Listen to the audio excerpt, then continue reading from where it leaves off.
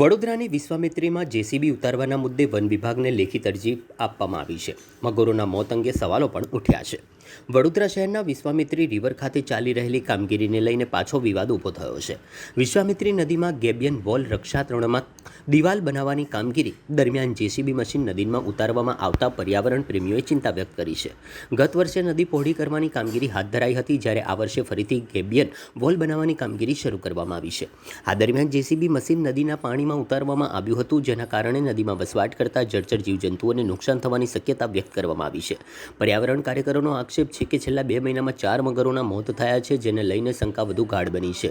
આ કામગીરી અંગે કોઈ એનજીઓ કે વન વિભાગને પૂર્વ જાણ કરવામાં આવી નહોતી. આ ઘટનાની જાણ થતાં પ્રાણી સુરક્ષા સમિતિના કાર્યકરોએ સ્થળ પર જઈ પૂછપરછ કરી હતી. જેસીબી ચાલકે જણાવ્યું હતું કે તે ઉપરથી મળેલા આદેશ મુજબ કામ કરી રહ્યો છે, પરંતુ અધિકારી કોણ છે તેની જાણ નથી. આ સમગ્ર મુદ્દે આજે કાર્યકરોએ રાવપુરા સ્થિત વન વિભાગ ડિવિઝન ઓફિસ ખાતે લેખિત અરજી આપી તપાસ અને કાર્યવાહી કરવાની માંગણી કરી છે. હાલમાં વન વિભાગ દ્વારા આ મામલે શું કાર્યવાહી કરવામાં આવશે તે અંગે સૌની નજર છે.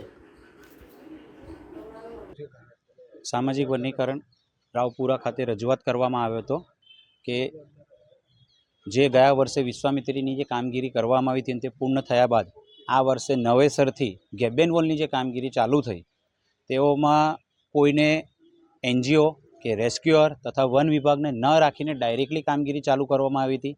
તો આજ બપોરે ધ્યાનમાં દોરવામાં આવ્યું કે મંગલ પાંડે બ્રિજ નીચે એક સાઈડથી ખોદકામ કરી નદીના જ ભાગમાંથી આખું જીસીબી મશીન સામેના કિનારે લઈ જવામાં આવ્યું.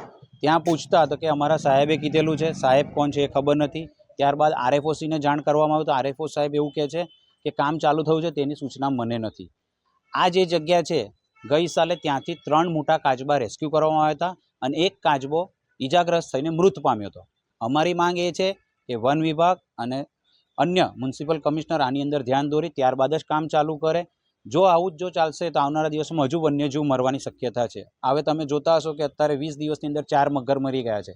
આજે જો આ જીસીબી નદીની પેલી પાર ગયું છે, જો નીચે મળ કાચબા જે હોય જે કિચડમાં હોતા હોય છે, જો એના પર વજન આવીને જો એ મરી જવું જાય તો એની જવાબદારી શું? આરએફઓ સાહેબને 2 વાર ફોન કર્યા પછી બી અમે એવું કીધેલું છે કે તમે સ્થળ પર આવો.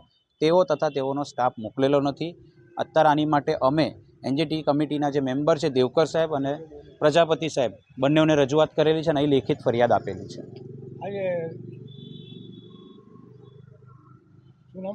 રમેશજી આઈસ.